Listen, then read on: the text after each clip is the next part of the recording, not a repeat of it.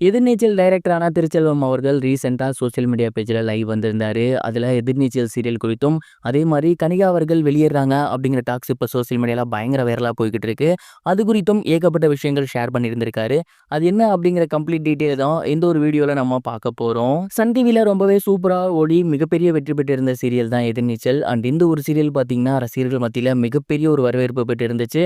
அதுக்கு மிக முக்கியமான காரணம் ஆதிகுணசேகரன் அப்படிங்கிற ஒரு கேரக்டர். அது மட்டும் இல்லாம அந்த சீரியல்ல இருந்த 4 ஃபீமேல் லீட் கேரக்டர்ஸ்.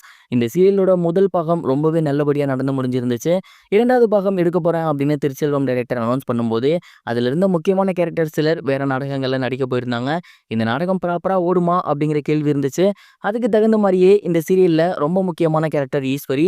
அவங்க சாக போறாங்க அப்படிங்கிற மாதிரியான ஒரு டாக்ஸ் போய்க்கிட்டு இருக்கு. மேலும் அவங்க அந்த சீரியலை விட்டு விலக போறாங்க அப்படிங்கிற மாதிரியான டாக்ஸும் போகுது. இது குறித்து திருச்செல்வம் அவர்கள் என்ன சொல்லியிருக்காரு அப்படின்னா, கனிகா அவர்களோட கேரக்டர் அப்படிங்கிறது எதிர்நீச்சல்ல ரொம்ப ரொம்ப முக்கியமான ஒரு கேரக்டர். அந்த ஒரு கேரக்டர் பார்த்தீங்கன்னா, சமீபத்தில முடிவுக்கு வரப்போகுது. இதற்கு மிக முக்கியமான காரணம் கனிகா அவர்களுக்கு இருக்கக்கூடிய பெர்சனல் ஒர்க்ஸ் தான். அவங்களுக்கு ஒரு சில விஷயங்கள் இருக்கு. அவங்களோட பெர்சனல் ஸ்பேஸ்ன்னு ஒண்ணு இருக்கு. அது அவங்களுக்கு தடைபடும்போது வேற எதையுமே அவங்க கன்சிடர் பண்ண முடியாது. மேபி அவங்களுக்கு இன்னொரு சீரியல்ல நல்ல வாய்ப்பு கிடைச்சிருக்கலாம். இல்ல இன்னொரு படங்கள்ல நடிக்க வாய்ப்பு கிடைச்சிருக்கலாம். இந்த மாரி ஏகப்பட்ட விஷயங்கள் இருக்கு. அதுல நம்ம தலையிட முடியாது. அவங்க இந்த மாரி இருக்கிறதுனால தான் இந்த சீரியலுக்கு எண்ட் கார்ட் போட வேண்டிய நேரம் வந்துருச்சு. அந்த கேரக்டர் சாகுற மாரி தான் முடிய போகுது. பட் சொல்ல முடியாது. எப்ப வேணா அந்த கேரக்டர் அகைன் வந்தாலும் வரலாம். ஏன்னா ஏகப்பட்ட சீரியல்ல ட்விஸ்ட் அண்ட் டர்ன்ஸ் நம்ம பார்த்துருக்கோம். அது மாரி எதிர்நீச்சல்லையும் இருக்கலாம். எதிர்நீச்சல் சீரியலோட 1ஆம் பாகத்துக்கு எப்படி மிகப்பெரிய ஒரு வரவேற்பு கிடைச்சுச்சோ, அதே மாரி 2ஆம் பாகத்துக்கும் மிகப்பெரிய ஒரு வரவேற்பு ரசிகர்கள்கிட்ட கிடைச்சிருக்கு. அந்த ஒரு வரவேற்பு இதனால குறையாது அப்படிங்கிற நம்பிக்கை இருக்கு. கண்டிப்பா இதுக்கப்புறம் இன்னும் நெறைய விஷயங்கள் இந்த சீரியல்ல இருக்கும் அப்படிங்கிற மாரி சொல்லியிருந்தாரு. இதன் மூலியமா கனிகா அவர்கள் இந்த சீரியல விட்டு போறாங்க அப்படிங்கிற தகவல் உறுதியாகி இருக்கு. இத பத்தி நீங்க என்ன நினைக்கிறீங்க? கமெண்ட் பாக்ஸ்ல மறக்காம ஷேர் பண்ணுங்க.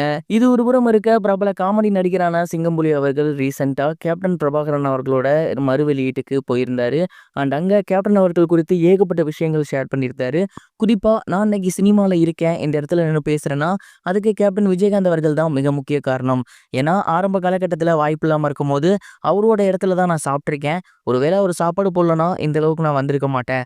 அதே மாரி அங்க அவரோட ஆஃபீஸ்ல நான் வேலை செஞ்சுட்டு இருக்கும்போது, அவர பார்க்க எவ்வளோ பேர் வருவாங்க. மக்கள்லாம் ஃபோட்டோ எடுப்பாங்க. என்னைய பார்த்து கேட்டாரு, "ஏன்டா நீ ஃபோட்டோ எடுக்கலையா?" அப்படின்னு. நான் உங்கள வச்சு படம் தான் எடுக்கணும் அப்படின்னு சொல்லியிருந்தேன். சிரிச்சுக்கிட்டே போயிருந்தாரு.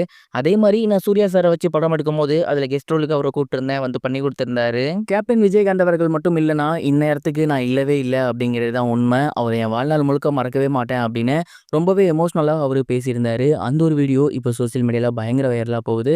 கேப்டன் விஜயகாந்த் அவர்கள் இறந்தாலுமே என்னைக்கும் நம்மளோட நினைவுல இருப்பாரு அப்படிங்கிறதுல எந்த ஒரு சந்தேகமும் கிடையாது. இதுவரைக்கும் கனெக்டிங் டிவிக்கு சப்ஸ்கிரைப் பண்ணனா மறக்காம சப்ஸ்கிரைப் பண்ணிக்கங்க. உடனடி அப்டேட்ஸ் பெறுவதற்கு நோட்டிஃபிகேஷன் பெல்லையும் கிளிக் பண்ணிக்கங்க.